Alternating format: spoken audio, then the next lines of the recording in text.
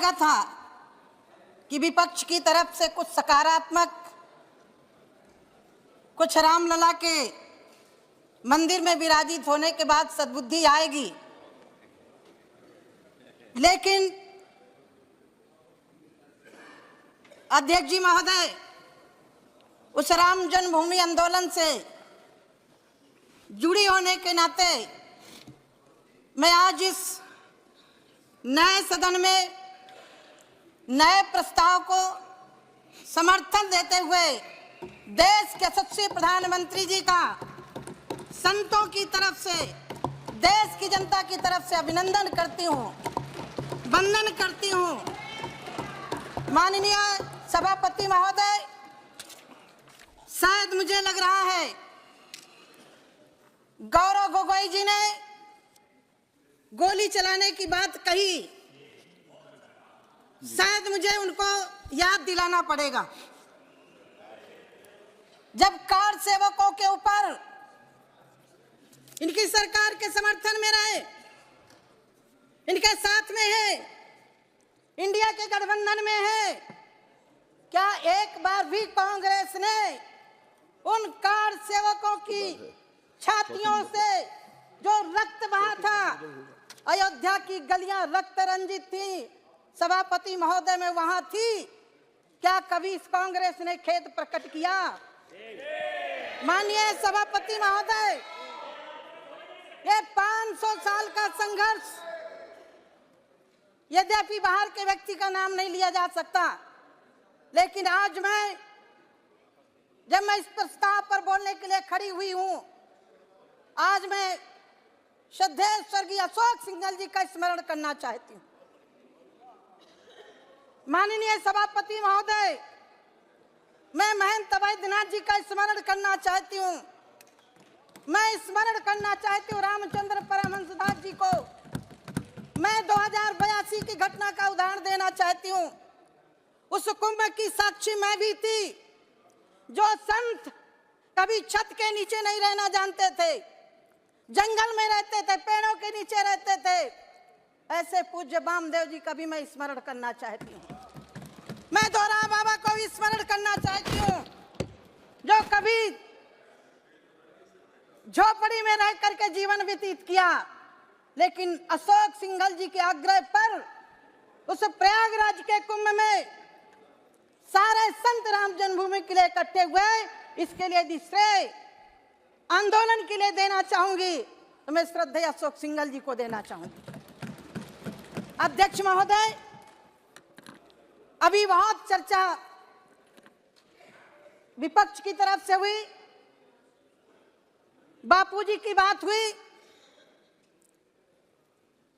महात्मा गांधी जी ने आजादी के बाद यह भी कहा था कि अब आजादी मिल चुकी है, कांग्रेस को खत्म कर देना चाहिए। नहीं माना, लेकिन आज मैं माननीय प्रधानमंत्री जी का धन्यवाद देने के लिए खड़ी हुई। आज मैं माननीय प्रधानमंत्री जी का आभार व्यक्त करने के लिए खड़ी हुई हूं। रामराज की बात यदि सही मायने में किसी ने लागू किया है तो देश के यशस्वी प्रधानमंत्री जी ने लागू किया है। राम जब वनवास गए, उस वनवास के साथी कौन थे? क्या आपको याद नहीं था? आज याद आया? क्या जब राम जन्मभूमि के मंदिर का प्रस्ताव आया, धन्यवाद का प्रस्ताव आया, तब आपको वनवासी याद आए, आदिवासी याद आए, बिरसा मुंडा याद आए? आप चिंता मत करिएगा, मुझे बोलने का मौका दीजिएगा। आदिवासी टेरिटरी आप तो बोलेंगे क्या है? आपके अस्तित्व में राम थे ही नहीं। ट्राइब्स जो है वो शहरों में भी हो सकते हैं। नासा के वैज्ञानिकों ने शोध किया कि राम सेतु है, उसको भी नकारा। ये टेरिटोरियल शब्द है। सभापति महोदय, ये वर्ग से संबंधित शब्द नहीं है। नहीं, मैं बुंदेलखंड ये वर्ग से संबंधित शब्द नहीं है, ये टेरिटरी से संबंधित शब्द है। नगरवासी, ग्रामवासी, वनवासी, इस प्रकार से। माननीय सभापति महोदय, वनों में भी हैं, गांवों में भी हैं। माननीय जो गांवों सभापति में उनका क्या महोदय, कहेंगे आप? वो भी आदिवासी हैं। जी जी। माननीय सभापति वो महोदय, वो बराबर है उनके। जी जी। मर्यादा पुरुषोत्तम भगवान राम नो नो नो, ये इन्होंने क्या कहा है? सबके राम हैं। बेटी मैं याद दिलाना चाहती हूँ, इनको याद दिलाना चाहती हूँ, जब राम का वनवास हुआ उस समय सबसे पहले किसने साथ दिया? भाई ट्राइबल रांची में नहीं रहते क्या? रांची में रहते कि नहीं रहते? तो उनको क्या कहेंगे आप? तो सुनिए, तो सब जगह हैं वो, और वनों के अंदर और भी लोग रहते हैं। ये क्षेत्र का शब्द है, ये वर्ग सूचक शब्द नहीं है। प्लीज। माननीय अध्यक्ष महोदय, माननीय अध्यक्ष महोदय, मैं इनकी तरह पढ़ी लिखी नहीं हूँ। नहीं। माननीय अध्यक्ष महोदय, आजादी के बाद से राम के सखा को सम्मान मिलना चाहिए था कि नहीं मिलना चाहिए था? संत की कोई जाति नहीं होती अध्यक्ष महोदय, लेकिन ये शरीर भी किसी परिवार में पैदा हुआ है और मुझे गर्व है उस निषाद समाज में पैदा हुई हूँ जिसको मर्यादा पुरुषोत्तम भगवान राम ने कहा था, तुम मम सखा भरत सम भ्राता सदा रहो पुर आवत जाता। मैं उस कुल में पैदा हुई हूँ। क्या इनको श्रृंगेरपुर नहीं दिखाई पड़ा? राम के सखा का स्थान नहीं दिखाई पड़ा? क्या इनको सबरी का स्थान नहीं दिखाई पड़ा? क्या इनको गिरिराज का स्थान नहीं दिखाई पड़ा? क्या इनको हनुमान का स्थान नहीं दिखाई पड़ा? मैं अभिनंदन करना चाहती हूँ इस भरी सभा में, पहले प्रधानमंत्री हैं, देश के सच्चे प्रधानमंत्री जिनका 56 इंच का सीना है, निषाद के नाम से टिकट जारी किया। इनका 56 इंच का सीना है, जिन्होंने सबरी के नाम का डाक टिकट जारी किया, गिरिराज जटायु के नाम का टिकट जारी किया, राम मंदिर के नाम का टिकट जारी किया। गोगोई जी गुरबाणी का उदाहरण दे रहे थे तो मुझे भी याद आ गया, गुण गोविंद गायो नहीं जन्म आकारत की। याद करना चाहिए। यानी गुरु इन संत सिखों के आस्था के केंद्र बिंदु को पाकिस्तान में कैद यदि रास्ता किसी ने दिया तो देश के यशस्वी प्रधानमंत्री जी ने दिया। याद रखना चाहिए। माननीय सभापति महोदय, मेरा सौभाग्य है माननीय अशोक संगल जी के नेतृत्व में मैं उस आंदोलन की भागीदारी भी रही, और मैं सौभाग्यशाली हूं जिस राम जन्मभूमि का ट्रस्ट देश के यशस्वी प्रधानमंत्री जी ने बनाया वो मेरे गुरुदेव युग पुरुष स्वामी परमानंद जी महाराज उसके ट्रस्टी भी हैं। मेरी गुरबान साध्वी रीतमरा जी, मुझे याद है अध्यक्ष महोदय, मुझे बताने में मुझे लग रहा है वो बात जरूरी है। राम जन्मभूमि आंदोलन के समय 2003 के पहले इंदौर में गिरफ्तार किया गया था दिग्विजय सिंह की सरकार के समय। अध्यक्ष महोदय, मैं पूछना चाहती हूं, किसी महिला को गिरफ्तार करना है तो दिन में गिरफ्तार किया जाता है, किसी महिला को गिरफ्तार किया जाता है तो महिला कांस्टेबल होनी चाहिए। माननीय अध्यक्ष महोदय, रात्रि के 2:30 बजे दिग्विजय सिंह की सरकार ने दोष क्या था, हम राम जन्मभूमि आंदोलन के लिए साध्वी रीतमरा और हम लोग लगे थे, बस दोष ये था। माननीय अध्यक्ष महोदय, मुझे टोकिया गया नहीं, रात्रि 2:30 बजे गिरफ्तार किया गया 250 गाड़ियों के साथ। लगा कि हमें सुरक्षित जगह ले जाएंगे, लेकिन अध्यक्ष महोदय वो 250 गाड़ियां इंदौर के इर्द गिर्द घूमती रही, एक गाड़ी में अकेले लेकर के गुना की चौकी में जाकर के FIR लिखवाया। अध्यक्ष महोदय, वो क्षण में याद करती हूं तो मुझे लग रहा है कि इनको राम की बात करने का अधिकार नहीं है, नहीं अधिकार। अध्यक्ष महोदय, मैं उसकी भी साक्षी हूं, कपड़ा बदल करके, कपड़ा चेंज करके हम अयोध्या से गए थे, कार सेवकों की छातियों को गोलियों से भूना गया था, तब ये लोग कहां थे? मैं पूछना चाहती हूं, कहां थे ये लोग? अध्यक्ष महोदय, कोठारी बंधु की बहन से भी मैं मिली, मुझे पश्चिम बंगाल जाने का अवसर मिला। उन्होंने कहा, दीदी अभी हमारे भाइयों की आत्मा को शांति नहीं मिली। माननीय अध्यक्ष सभापति महोदय, जब देश के यशस्वी प्रधानमंत्री जी हाथ में भगवान का मुकुट लेकर के राम मंदिर में प्रवेश कर रहे थे, उस समय उन कोठारी बंधुओं को श्रद्धांजलि सच्चो अर्थ में अर्पित। माननीय अध्यक्ष सभापति महोदय, बोलने के लिए मेरे पास बहुत कुछ है। माननीय सभापति महोदय, रात्रि में गिरफ्तार किया गया, इतना ही नहीं छोड़ा गया था, कहीं बाथरूम तक नहीं करने दिया गया था और जेल जाकर के ग्वालियर की जेल में बंद कर दिया गया था।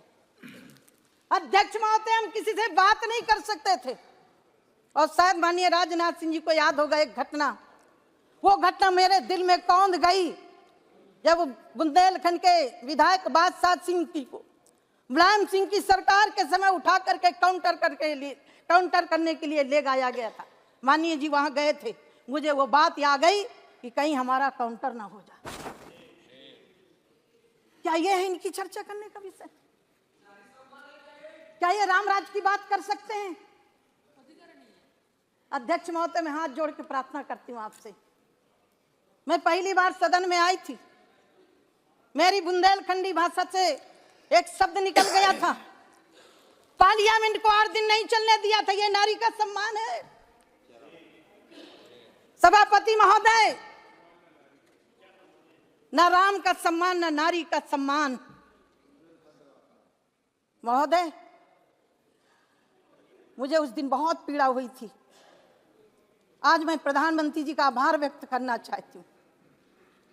मेरे कारण मेरे प्रधानमंत्री जी को, मेरे कारण वेंकैया नायडू जी को, मेरे कारण मेरे आज के रक्षा मंत्री जी को, मेरे कारण स्वर्गीय सुषमा स्वराज को माफी मांगनी पड़ी थी। एक महिला के द्वारा एक शब्द निकला, उसको पार्लियामेंट को घेरा गया।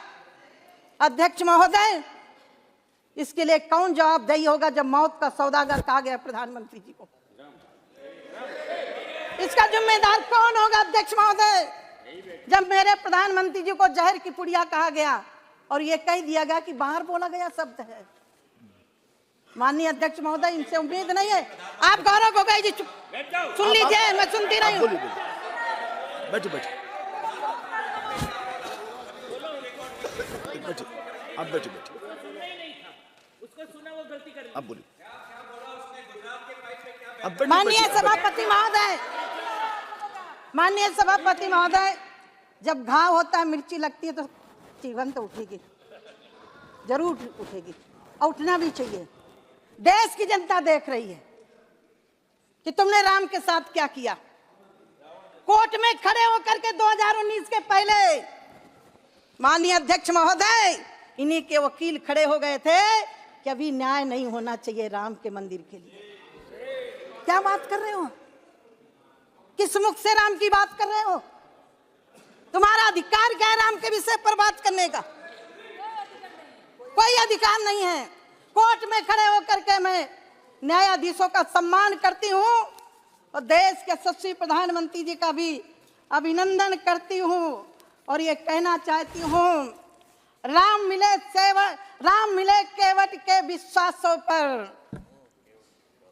राम मिले प्रण के हेतु वनवासों में। ये मेरठ के कवि हरिओम पवार जी की पंक्ति। हाँ, मैं वही बोल रही हूँ। मैं खास तौर से मैं मेरठ से हूँ, बड़े राम जी जी फिर से सुना देती हूँ। गौरव गोगोई ने भी उन्हीं पंक्तियों को, इसीलिए मैंने वो उद्धृत किया है। जी, मैं विशेष रूप से आभारी हूँ कि आपने मेरठ के महान कवि, राष्ट्रीय कवि हैं वो, उनका उल्लेख किया। राम मिले केवट के विश्वासों पर, राम मिले हैं प्रण के हेतु वनवासों में, राम मिले हैं हनुमान के क्या बात है सीने पर, राम मिले सबरी के जूठे बैरों पर।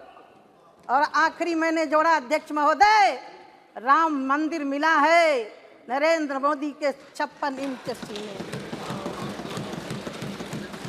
माननीय अध्यक्ष महोदय, राम का इतिहास यदि इन्होंने पढ़ा होता तो जो राम को नकार रहे उनको जवाब मिलना चाहिए था।